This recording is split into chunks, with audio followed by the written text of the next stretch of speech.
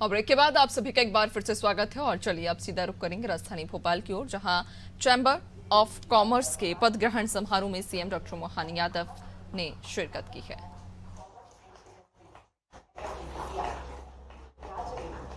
एक लंबे कार्यकाल के लिए मानी जाएगी जोरदार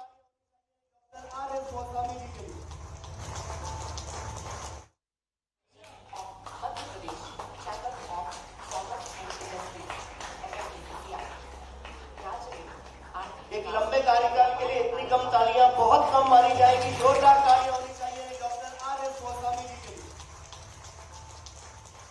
उनका परिवार सादर आमंत्रित है मंच पर एक इस कार्यक्रम में अपनी उपस्थिति दर्ज करवाने के लिए। श्रीमती अर्चना गोस्वामी और उनकी धर्मपत्नी है, उनके बेटे आयुष जी और उनकी बहू डॉक्टर शिवानी और साथ ही उनकी बेटी आकांक्षा। आप आए और चूंकि परिवार का भी बहुत योगदान होता है जब आप कार्य करने निकलते हैं किसी संगठन में या किसी भी स्थल पर, और वो अगर इस तरह का कार्यक्रम है जहां आप सरकार और उद्योग जगत के बीच सेतु बनाने में नेतृत्व कर रहे हैं, तो ये बहुत ही बड़ी बात है। बहुत बहुत शुभकामनाएं डॉक्टर आर.एस. गोस्वामी जी आपको। दिव्य सज्जनों, बहुत बहुत धन्यवाद। अब आज के इस कार्यक्रम का एक जो दूसरा विषय है,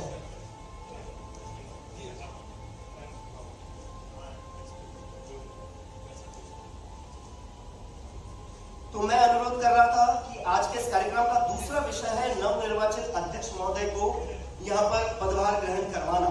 इसके लिए चुनाव अधिकारी श्री राजेश खरे जी से अनुरोध है कि वे प्रमाण पत्र भेंट करें हमारे फेडरेशन के नवनिर्वाचित अध्यक्ष जिनको निर्विरोध सर्वसम्मति से चुना गया है, उनको ये प्रमाण पत्र फेडरेशन के अध्यक्ष। दोनों तरफ समान रूप से हर भारतवंशी के मन में गौरव और गर्व का अनुभव और उनका फिलॉसफी, उनका अपना विचार, ये लोगों के लिए लगता हो कि माननीय मोदी जी का मन का भाव बहुत उदात्त है, लेकिन सच्चे अर्थों में हमारी जो हजारों साल पुरानी परंपरा थी, जो हमारा विजन, और कई लोगों को अटपटा लगता होगा, लेकिन हमारे यहाँ तो कोई छोटी से छोटी कथा भागवत भी कराओगे तो समापन में हमारे 4 वाक्य में सारी बात समझ में आ जाएगी। विश्व का कल्याण हो जब बोलते हैं, इसके बोलने के पीछे भावी क्या है? हम तो पूरे वसुधा को एक कुटुंब की तरह मानने वाले लोग। अब ये अलग बात है कि काल के प्रभाव में जब हम गुलाम थे तो गुलामी के दौर में हमारी कही गई बातों को लोग मजाक में लेते थे। कई बार कितना कष्ट होता होगा। अभी आप में से कई पीढ़ी, हम तो बाद वाले हैं, लेकिन आप लोगों ने तो वो भी देखा होगा जब हम अपने गेहूं को खरीदने के लिए, या गेहूं की बात छोड़ दो, 65 की बात लोग याद दिलाते लाल बहादुर शास्त्री की कि हमको एक सप्ताह में उपवास रखना चाहिए, और उनने देश को दर्शन दिया सामने दिखा करके। तो लोगों ने उसमें अच्छी बात ये मानी कि देश ने अपने देश को आगे बढ़ाने के लिए संकल्प लिया। लेकिन अगर उसका दूसरा पक्ष देखें तो बोलने की जरूरत है। हमारे अपने देश में जो सब प्रकार की संपदा से भरपूर है, लेकिन चलो वो अतीत की बात हुई। खट्टा मीठा सब अनुभव आया देश के आजादी के साथ, और आजादी के बाद आज भी हम इस दौर से गुजर रहे हैं, जिस दौर के लिए स्वामी विवेकानंद ने 105 साल पहले कहा कि शताब्दी भारत की होगी। सच मानो मैं भी उसमें से था, आप भी होंगे। जब मनमोहन सिंह जी बोल नहीं पाते थे प्रधानमंत्री होकर के, और अमेरिका में 3 दिन बैठे रहे, तो वहां का राष्ट्रपति मिलने के लिए मौका नहीं दे रहा, बड़ा कितना क्षोभ होता था। या चंद्रशेखर जी के जमाने में सोना गिरवे रख करके देश की अर्थव्यवस्था को चलाने के लिए वित्तीय प्रबंधन करना पड़ रहा, तो भी हम अपने आप में हिल गए थे। ये बहुत सारा समय आया, लेकिन आज बदलते दौर में भगवान की दया से 10 साल में 11वें से नंबर से 5वें में आ गए। ये है मोदी जी का कमाल, और ये है हमारी देश की क्षमता।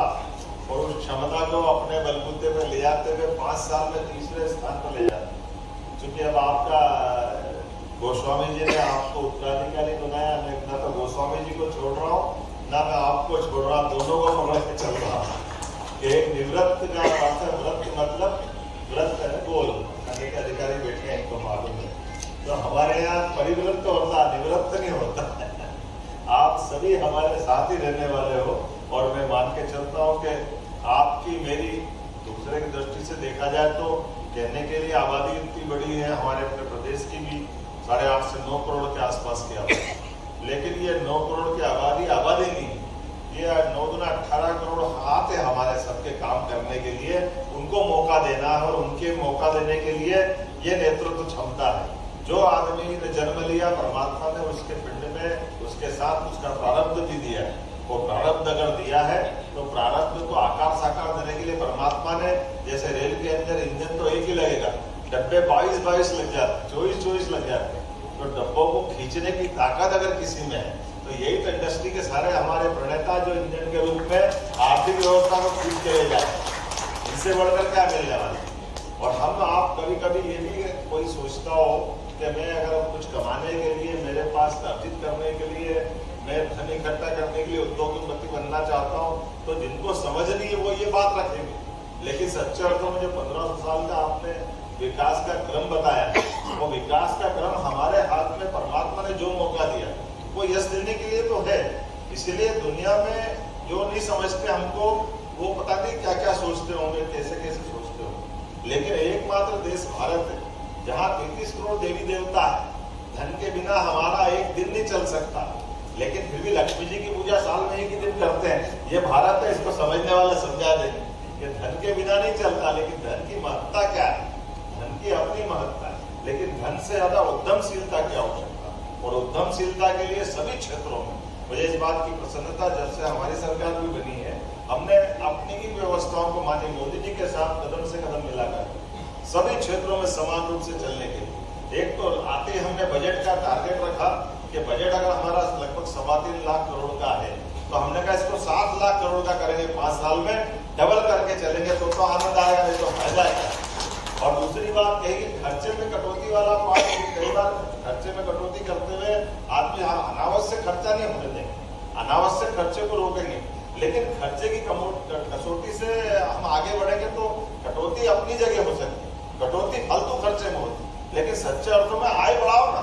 जब आय बढ़ाओगे तो अपने, ये तो बहुत छोटी बात है, और आय बढ़ाने के लिए इतना बड़ा आकाश है, हमको क्या तकलीफ है, किस क्षेत्र में कमी, सरकार के लेवल पे कोई परेशानी नहीं।